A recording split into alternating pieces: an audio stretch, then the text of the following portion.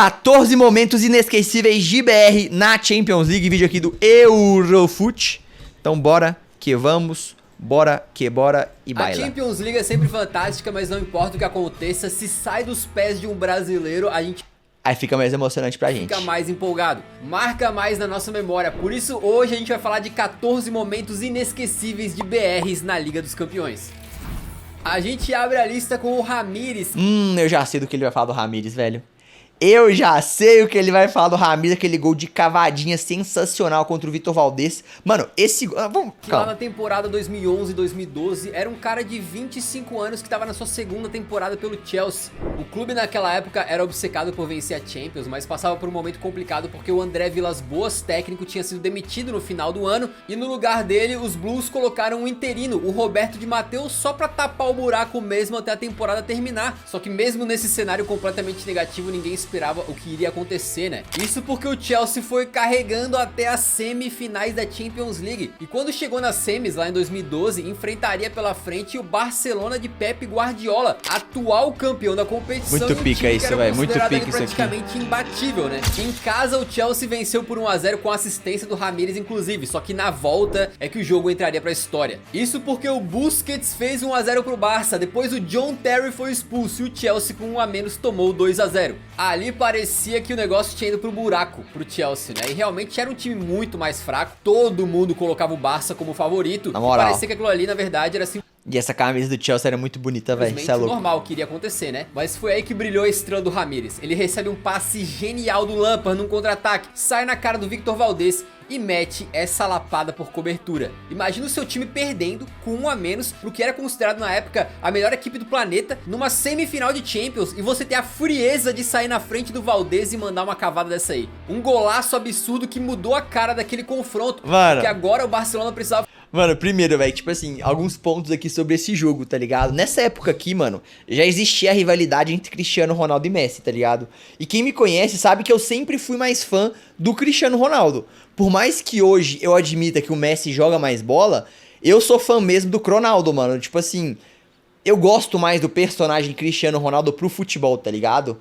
E aí nesse dia aqui, mano, cara, eu fui muito pra torcer contra o Barcelona. Esse jogo passou na Globo, pra vocês terem uma noção, velho. E aí, tipo, quando o Barça faz o 2 a 0, o John Terry expulso, mano, eu falo que já era, né, velho? Esses arrombados com esse Messi aí, com esse anão, vão passar de novo. Mas aí vai, o Ramires faz isso aí, eu lembro que na hora eu fiquei maluco, velho. Eu fiquei simplesmente maluco com esse gol do Ramires, que eu gostava muito do Ramires também, né? Porque o Ramires jogou no Cruzeiro, velho. E, pô, você vê um cara que jogou em BH, brilhando na Europa, fazendo isso aí no Camp Nou, você fica louco, velho. Pra fazer um gol. E quando o Lionel Messi teve um pênalti pra cobrar, não, esse pênalti aí, no travessão. fiquei louco também. O Chelsea ia se classificando esse pelos gols aí, fora. tá ligado? O Barcelona era todo pressão. Até que no finalzinho tem aquele lance histórico também do Fernando Torres. Doido demais. Que faz o 2 a 2 e bota doido o Chelsea demais. na final da Champions. Esse momento foi marcante demais pro Ramires, não só por causa do golaço naquele que é considerado o melhor Barça da história, né? Mas assistência na ida, pô. Uma final de Champions que absolutamente ninguém esperava, né? Numa temporada que tava bem ruim pros caras. E eu acho que o Ramires não jogou a final porque ele tava suspenso, velho. Se pá, tem isso, tá ligado? E vencer a orelhuda depois contra o... Quer ver? Eu acho que ele não jogou, mano. Porque, ó, a final foi essa aqui, ó. 2011, 2012. Final foi Bayern de Munique e Chelsea, que foi pros pênaltis. Olha lá, o Ramires não joga, mano, o jogo. O Ramires tava suspenso. Beleza? Ramires suspenso, fi. Que ó, o segundo jogo foi esse aqui de 2 a 2. Vamos ver se ele tomou cartão. Ramires, tomou cartão, ficou suspenso, fi. Bota fé? O cara botou o Chelsea e falou assim, agora é com vocês, meu irmão. Agora é com vocês. Pro Bayern de Munique pela primeira vez na sua história. Aquele ali foi um... Não, essa época aí o Fernando Torres já era tipo assim, meme, mano. Meme absurdo, tá ligado? Essa época já era meme pra caramba, velho. Fernando Torres... Mano, eu sei que esse gol aí do Fernando Torres contra o Barcelona faz muita gente lembrar dele contra o Chelsea. Mas pra mim, o Fernando Torres com a camisa do Chelsea, ele é representado por este lance aqui, ó. Por este lance. E nada mais. Só. Só.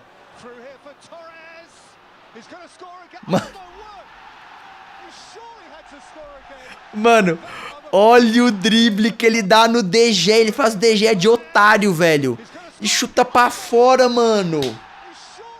Como é que pode um negócio desse, meus amigos? Alguém me explica como é que pode um negócio desse, velho? Olha o que ele faz com o De Gea. Não, e o passe do Ramires, beleza? Passe do Ramires. Cara, isso aqui é absurdo demais, mano. Pelo amor de Deus, Fernando Torres. Toma vergonha na cara, cara. Quem viu ao vivo, toma vergonha na cara. Não esquece.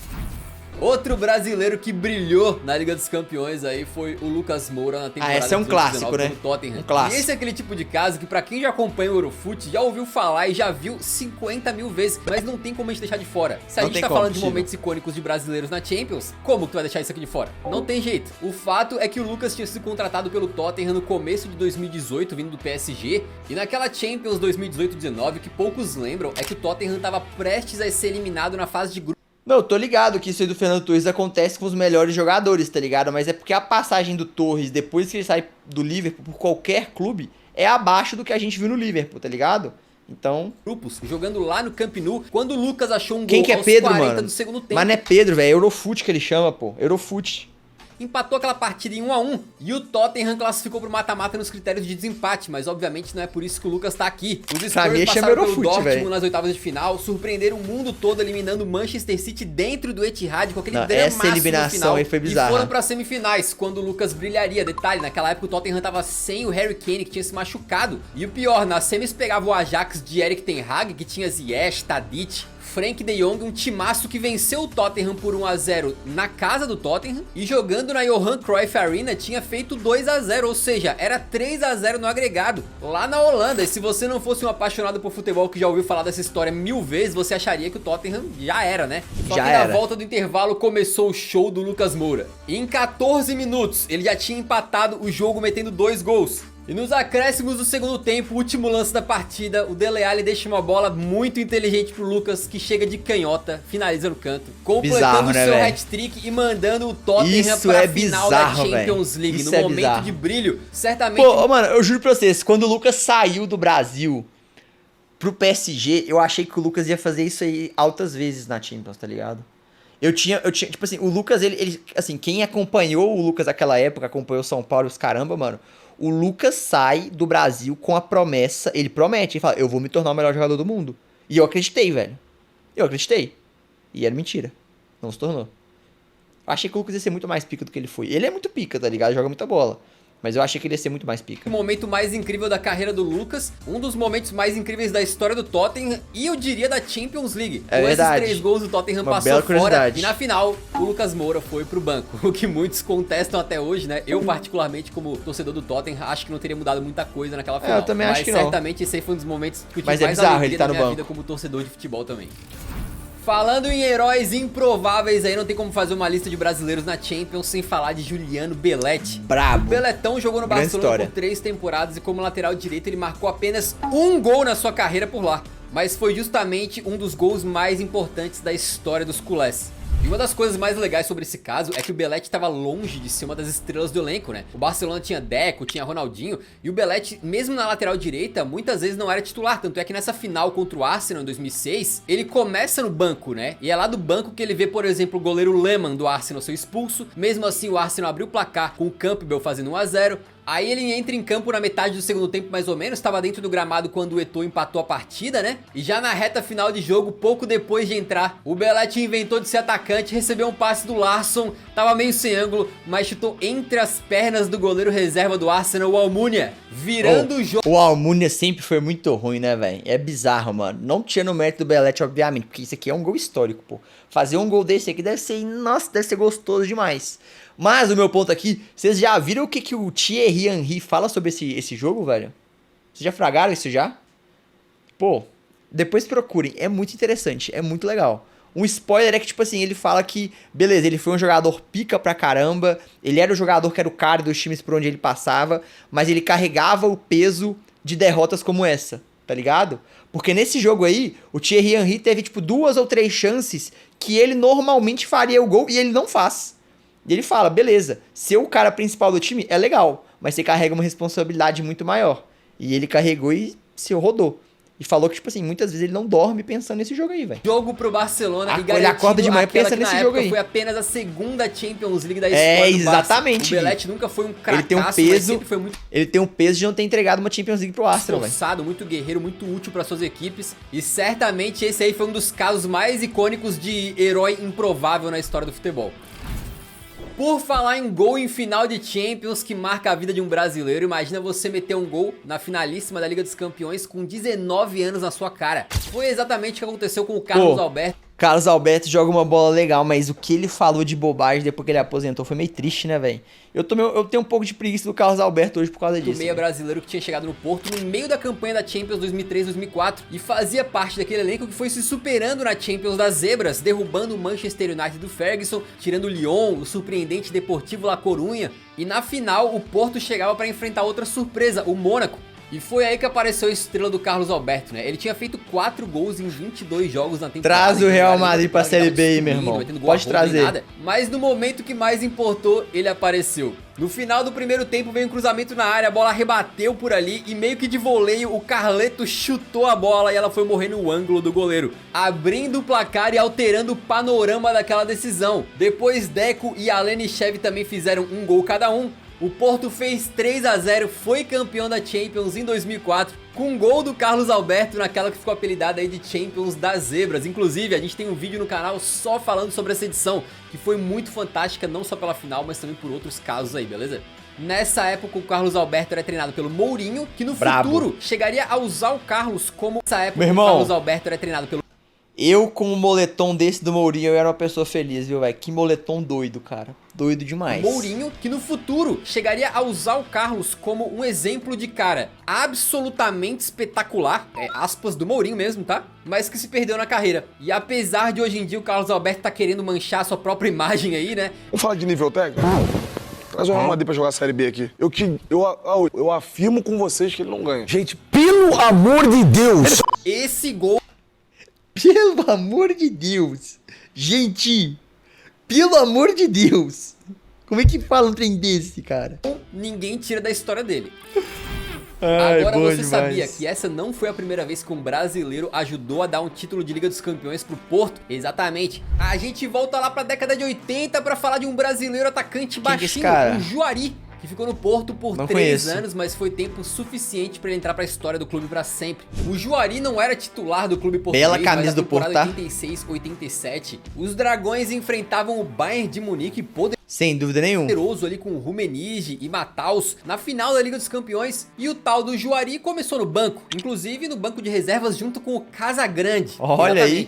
Mas a sua entrada no jogo mudaria completamente o destino daquela partida. O Bayern tinha feito 1-0 e quando ele entrou no jogo, no comecinho do segundo tempo, fez uma linda jogada pela direita, tirou do goleiro de cavadinha e deu a assistência pro Madjer empatar aquela partida. E logo depois o próprio Madjer, o argelino, fez a jogada pela esquerda e cruzou pro Juari livre no segundo pau, mandar na goela da rede e carimbar a taça, ficando pra sempre na história dos Dragões como bela história, pô. o cara que foi absolutamente decisivo pra conquista do primeiro título europeu da história do clube. Da hora.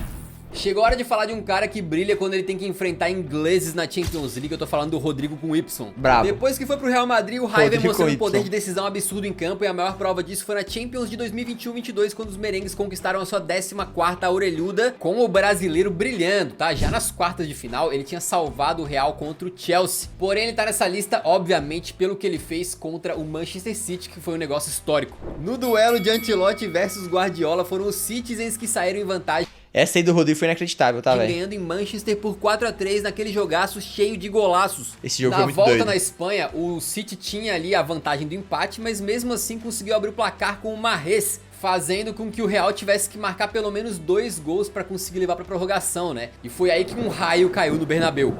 O Real foi pra cima e o Rodrigo tirou esses 2 gols do bolso sozinho. Um no finalzinho e o outro já nos acréscimos, subindo sozinho na área. Quando dizem que um raio não cai 2 vezes no mesmo lugar, toda regra tem uma exceção. E o Manchester City tomou 2 raiadas em 2 minutos. O Real 2 raiadas é pica, né, velho? Conseguiu levar esse jogo pra prorrogação e lá meteram o 3-1 e classificaram pra uma Champions, que eles acabaram vencendo pela 14ª vez. justamente com um gol do próximo da lista. A Champions de 2021... Pô, o Vini é pica na Champions, tá? Não foi a mais goleadora dele não, tá? Tudo bem que ele marcou um gol antológico contra o Manchester City, né? Um lance que vai ficar marcado aí tanto na carreira dele quanto na do Fernandinho pro resto da vida. E aí ele chegou pra final com apenas 3 gols marcados na competição, mas seria dele o gol mais importante do Real Madrid naquela Champions. Isso porque num jogo bem complicado contra o Liverpool de Jürgen Klopp, que tinha papado quase tudo na Inglaterra, aos 14 minutos do segundo tempo, o Valverde deu um passe rasgando a defesa dos ingleses na segunda trave e apareceu ele.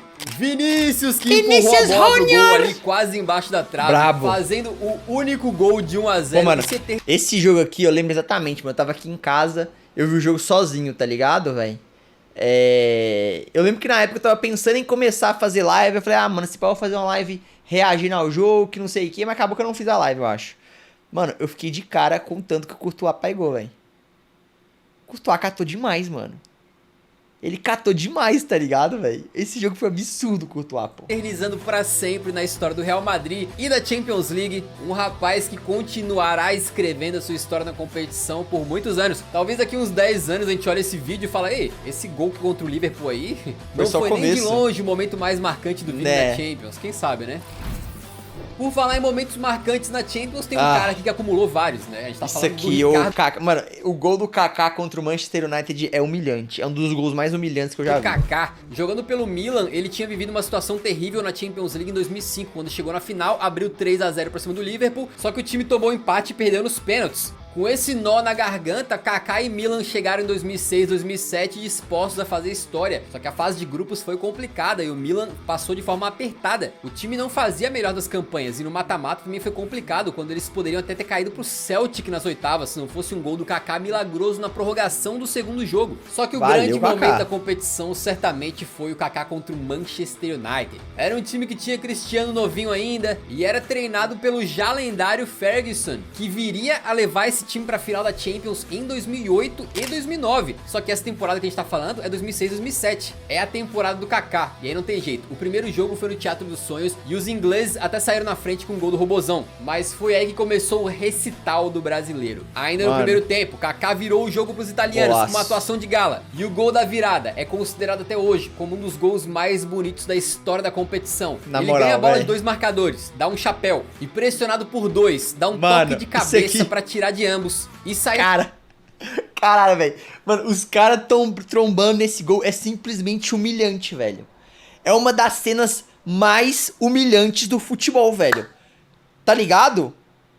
Pô, essa cabeçadinha do... Mano, essa cabeçadinha do Kaká. Dá um chapéu e pressionado por 2, dá um toque de cabeça pra tirar...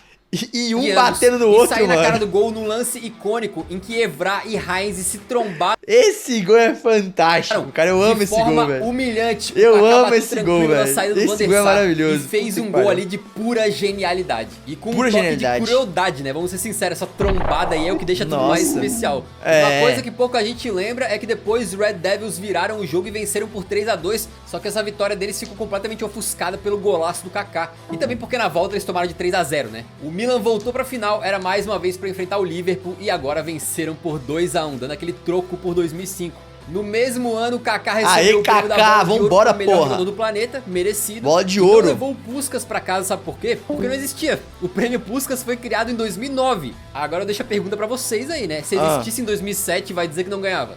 Ganhava. De todos os gols bonitos. Não tem como lembrar de outros gols, tá ligado? Mas, pô... 7 pra falar aqui, né? Mas acho que seria um grande candidato. Mas eu vou fazer justiça pelo Kaká. Se ele não ganhou o Puskas porque não existia, pelo menos ele vai parar no Museu do Eurofute. Exatamente. Bota esse lance aí, porque pra mim é um dos mais icônicos e inesquecíveis que eu já vi na minha vida. E se o Kaká decidiu pro Milan marcando gols, o próximo da lista decidiu fechando o gol, que é o Dida. Tudo bem que o Ederson... Mano, o Dida foi o primeiro grande goleiro que eu adorei pra caramba, tá ligado? Eu falei, não, esse cara é muito pica, velho. Eu adorava o Dida quando eu era mais novo. O meu sonho era ser igual o Dida, velho. Então pegou aquela cabeçada do Lukaku, né, na final da Champions 2023. Mas o que o Dida fez aí numa final de Champions, até hoje nenhum brasileiro conseguiu repetir, não.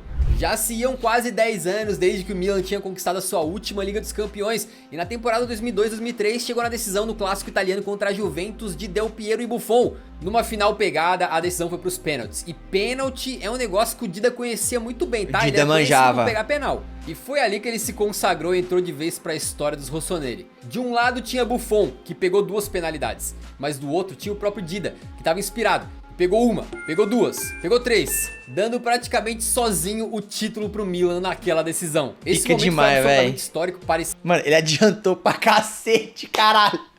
Olha o tanto que ele adianta, o velho. título pro Milan naquela decisão. Olha Esse isso, ó. momento foi absolutamente Lá. histórico, parecia que O cara vai quase na linha da pequena área, filho. nada ia passar pelo Dida, né? E pela nossa pesquisa aqui, até hoje, só um goleiro pegou mais pênaltis numa final de Champions, que foi o Ducadan pelo Steaua Bucareste contra o Barcelona em 86, quando ele pegou 4 cobranças. E outro detalhe impressionante é que aqueles tempos eram outros, né? 2003 não tinha VAR, e algumas coisas eram mais várzea mesmo, né? E uma delas era o quanto que os goleiros se adiantavam. O Dida tava quase saindo da pequena área, quando pegou um dos penais ali, mas a arbitragem mandou seguir, né? Segue o jogo. E assim ele entrou pra história.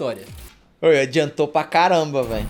Por falar em fazer história, todos Cê é nós sabemos aqui que na temporada 2018-19 o Liverpool foi o campeão da Champions. Agora o que poucos sabem é que eles quase foram eliminados na fase de grupos. Exatamente, na última partida dessa etapa, o Liverpool ganhava de 1 a 0 do Napoli e os dois times iam empatando em praticamente tudo. Na briga por uma vaga no mata-mata, tinha sido uma fase de grupos complicada pro Liverpool, tá? E foi aí que aos 47 do segundo tempo, uma bola achou o Milik livre dentro da área. Se o Milik faz aquele gol, o Napoli ia a 9 pontos, o Liverpool permaneceria em 6 e estaria eliminado da competição. Imagina só, o finalista derrotado de 2018 cair na fase de grupos de 2019, só que isso não aconteceu graças ao brasileiro Alisson. Naquele momento, assim que o Milik domina, o Alisson cresce pra cima do polonês, faz uma defesa absolutamente milagrosa para garantir o 1 a 0 do Liverpool naquele que foi quase o último lance do jogo e fazer com que os Reds se classificassem para as oitavas então, não pelo confronto direto, não pelo saldo de gols, porque esses aí eles empataram em tudo, tá?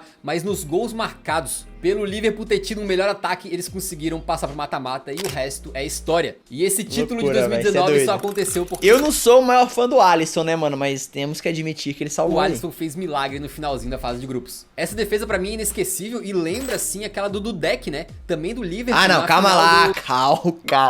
Calma lá, Eurofute. Calma lá, Eurofute. Essa do Dudek é pelo menos umas 8 vezes mais surpreendente, pô.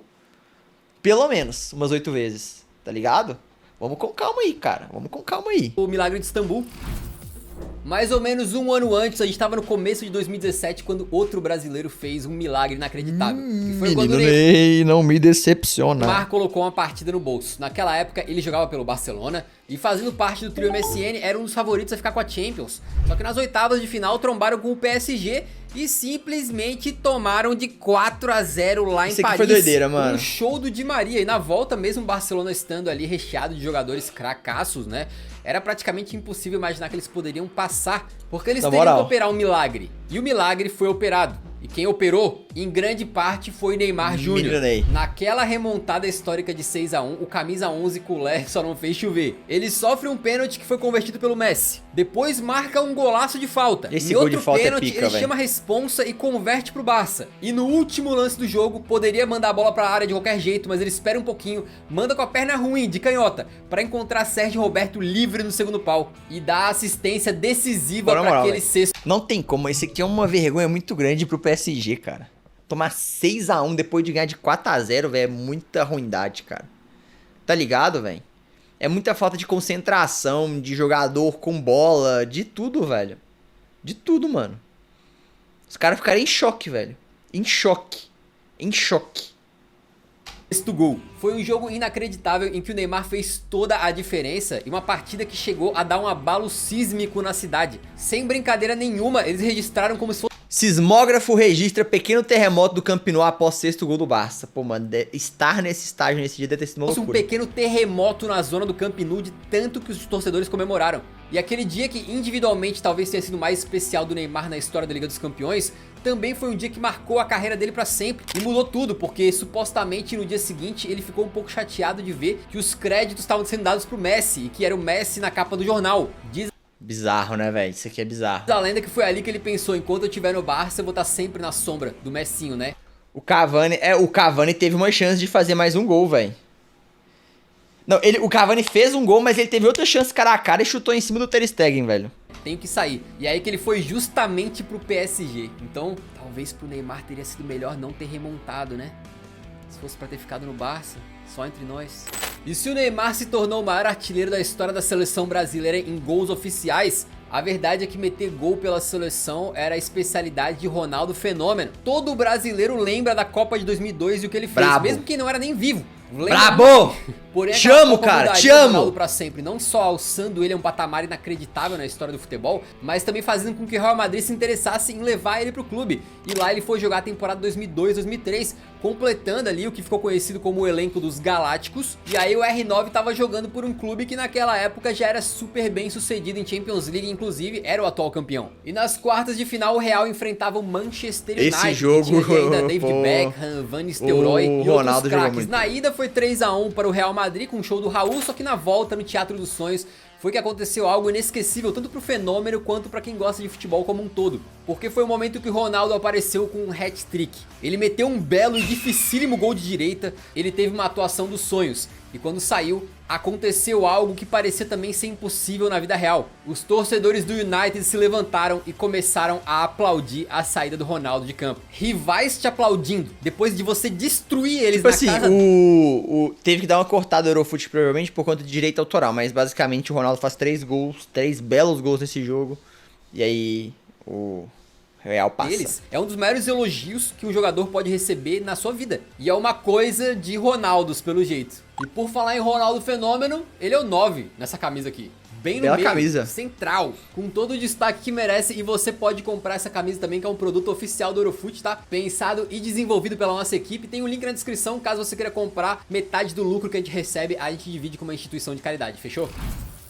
E falando de camisa 9 brasileiro goleador, chegou o momento de contar a história de Luiz Adriano. Quando chegou pra Champions 2014-15, o Luiz estava lá naquele Shakhtar Donetsk, que era conhecido por ter muitos brasileiros, né? E ele já estava há bastante tempo. E naquela edição, o Luiz Adriano protagonizaria um feito absolutamente inacreditável. O Shakhtar enfrentava o Bate Borisov, quando ainda no primeiro tempo, Luiz Adriano precisou de apenas cerca de 16 5 minutos gols que ele pra fez? marcar um pôquer. 4 gols. E no finalzinho ele marcou o seu 5º na partida. E aí você pode pensar, ah, mas era o Bate Borisov, quem liga? De fato, no outro Meu jogo... irmão, mas só o Messi e o Haaland também fizeram 5 gols na Champions. É aqui, 5 gols em Champions League num jogo só, é Luiz Adriano, Messi e Haaland. Só, ninguém mais tem. O Bate, ele meteu mais 3 gols, né? Então ele cansou de bater no Bate. Meteu 8 gols em 2 jogos contra os coitados do Borisov. Só que é o seguinte, com esses 5 gols aí, ele se tornou o maior artilheiro da história do Shakhtar na época e igualou simplesmente Lionel Messi como o único jogador que foi capaz de marcar 5 gols numa partida de Champions League. Exatamente. Todos os outros craques que você já viu jogar na Champions, que enfrentaram às vezes times fraquíssimos também do nível do Bate, não conseguiram meter 5 gols em ninguém. Só Messi e Luiz Adriano naquela época tinham conseguido. E o Haaland, Esse né? recorde até hoje não foi batido, apesar de ter sido depois igualado pelo Haaland, que meteu 5 no RB Leipzig. Mas esse momento é incrível e gerou essa estatística.